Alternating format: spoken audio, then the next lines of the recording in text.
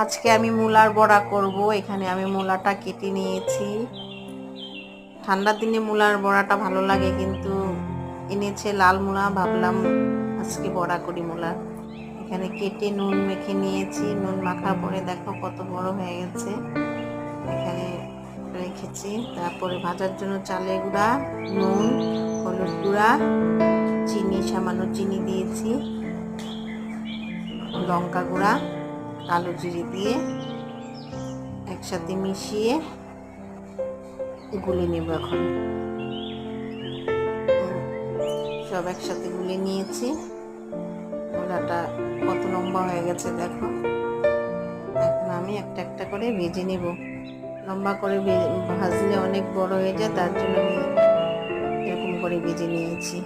দেখতে কেমন হয়েছে মূলা কাটাটা, ভাজাটা কমেন্ট করে বলবে। ভালো লাগলে লাইক শেয়ার করবে।